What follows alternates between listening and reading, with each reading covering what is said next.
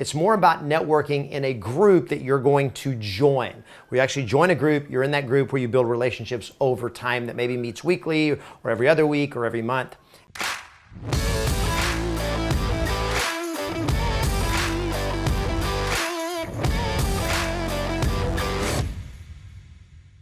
Hi there, it's Kevin Ward, the founder of Yes Masters Real Estate Success Training, helping you get more yeses and more successes in your business and in your life. And this is another video about networking. This is actually part 2 of 2-part video. The first video, we'll put the link down below. If you haven't seen it yet, probably want to watch it first. It is about power networking, what I call the one-night stand approach. In this video, we're going to talk about what I call the long game approach, where it's more about networking in a group that you're going to join. We actually join a group, you're in that group where you build relationships over time that maybe meets weekly or every other week or every month and so forth. So I'm going to give you the 5 strategies for how to find and join the right kind of networking group, number 1. And then second, we're going to talk about the key to making it effective for you as a lead generation source. So first, there's 5 things that I'm looking for in the perfect networking group. So number 1 is I'm looking for a group that is what I'm going to call agent free. Now, what I mean by that is you don't want to join as a real estate agent. You don't want to join a group that there's 20 people in the group and 4 of them are realtors or 6 of them are realtors, because that group's a little saturated with realtors. And the moment that you introduce yourself as a real estate agent, they're going to go like, oh yeah, and they're done. They've had enough of real estate agents in the group. And so what I really want is a group that doesn't have a lot of real estate agents in it. And at the end of this video, I'm going to talk about some different places that I have seen that are really great places that I'm going to suggest you find where you can get into groups where there's not a lot of real estate agents. Number 2 is I want to be in a group where there are homeowners.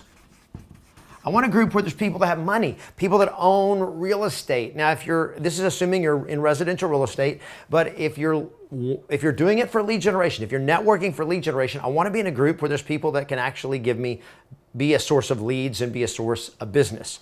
So I'm looking for somewhere where people have money. I'm not looking to join a group where everybody's broke. If you're joining a group and the title starts with young, you're probably not going to get a lot of listing leads from that group for sure. You may get some first-time home buyers, but if you want to build a big business and you want to control your business, listings is the name of the game. And so I want a group that's got homeowners, people that have money, people that are affluent, that kind of people, if your goal is networking. Now, look, if you have a heart for something and you want to be a part of a group, I'm not telling you you should only be in a group to make money.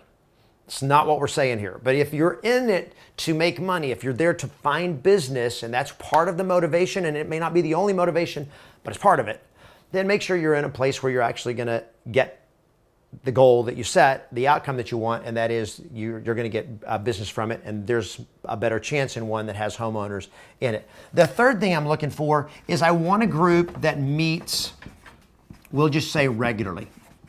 They meet regularly. And what that can be is once a month. It may be twice a week. It may be, twice a month, once a week. You're not looking for a group that meets like every other day. You're not, because now you're going to spend an inordinate amount of time in the group without getting a return on it. And this is one of the things that you have to take into consideration.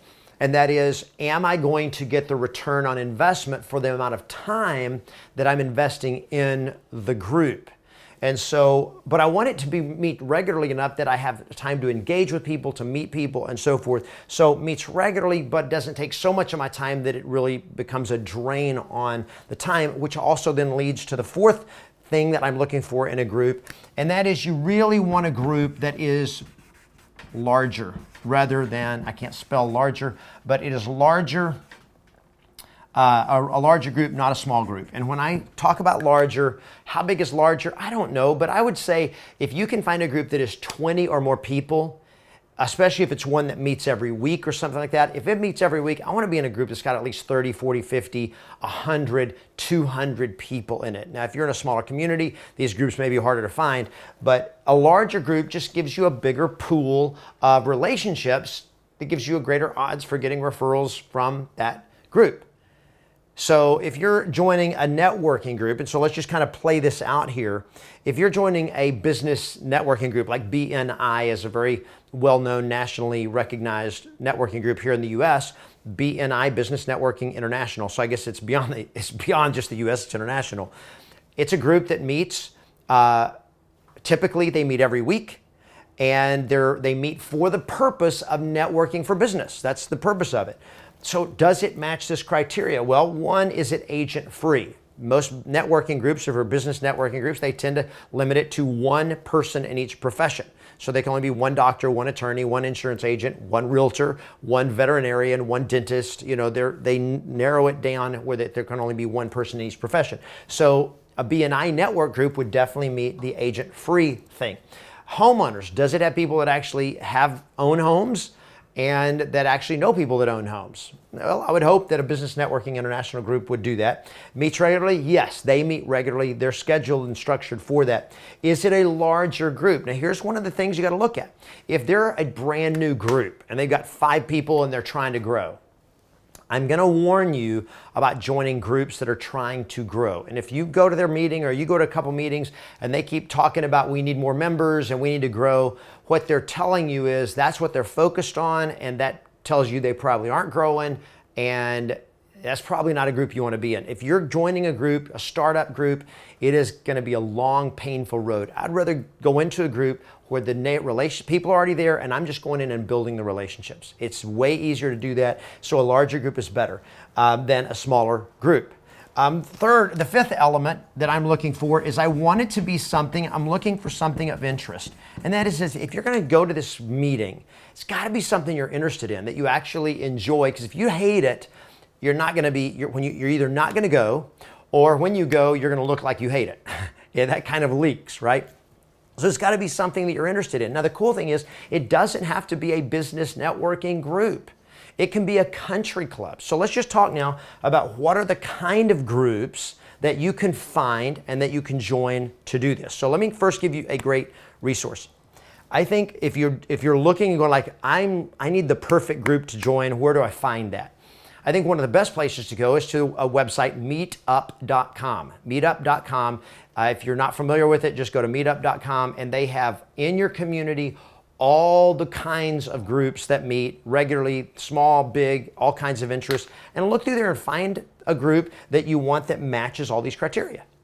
And you may not know just by looking at the group, but you can get a pretty good feel, because it will also tell you how many people are set up to go to the next meeting. It'll tell you when the next meeting is, where it is. It'll give you all the details on it. So just check that out and you can find all kinds of groups.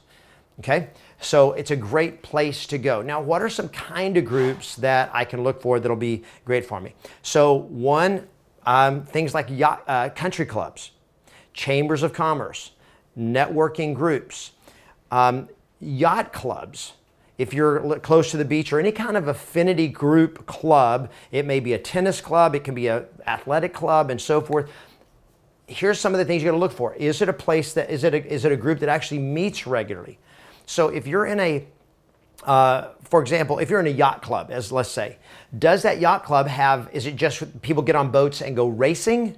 Like if it's a sailboat club where all they do is they get together and they go out on sailboats and race, where you're only hanging out with 2 or 3 of the same people every time you go out and sail, but there's not any time to really socialize and get to meet other people and network, then you're going to be spending a lot of time not getting much results. Now again, what if it's just something you love and want to do it? Awesome, do it. It's not saying don't do it. It's just understanding that, is it going to be effective for lead generation or not? I mean, look, if there's a group in your neighborhood that they get together every Thursday night and play Texas Hold'em, and you love poker, go if you love it. But look, if you're going for lead generation and all the same 4 people show up every week, or 5 people, and they all drink and get drunk, if you enjoy playing poker and getting drunk, go. But don't expect that to be a great lead generation place. If you're just going and spending 3 hours every Thursday night with the same group of people, you're not going to get any business from that.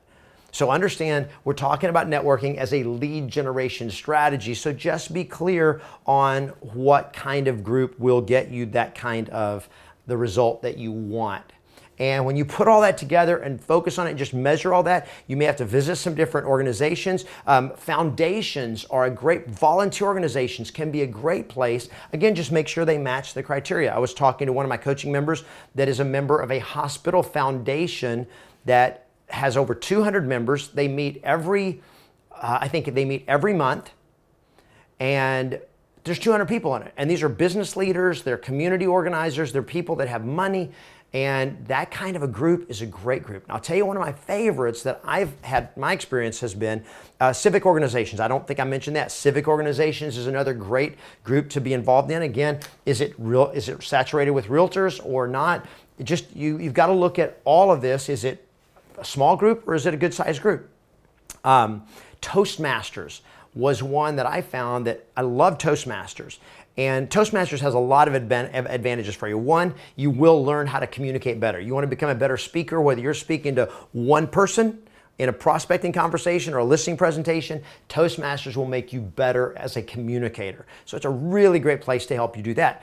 Two is the people that hang out there. One, I've found out, and I've been in 3 Toastmasters, and what I discovered was there's almost no realtors. And when there was a realtor that would come, a realtor would come once or twice, and that would be it.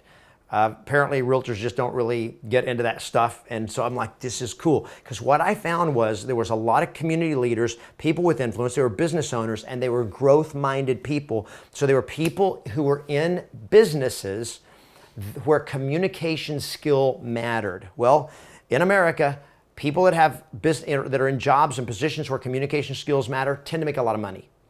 So you tend to be dealing with people who are either affluent, they're homeowners, they own real estate. It is a great group. So when you can find a group like Toastmasters of people that are into self-improvement, into growth, into learning, all of that really, really is powerful. And then once you find the right group, here is the key, just like we talked about in the previous video on networking.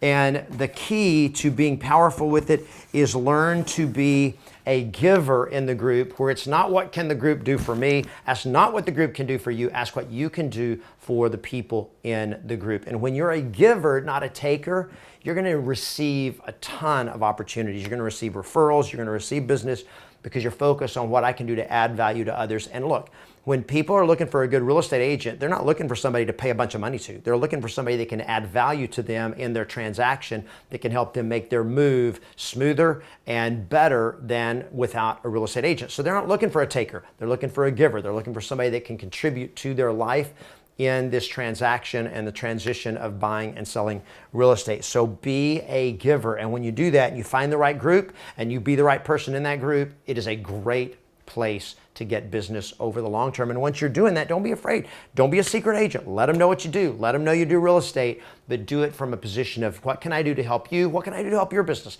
Anybody you know that I can help? It's always about helping other people.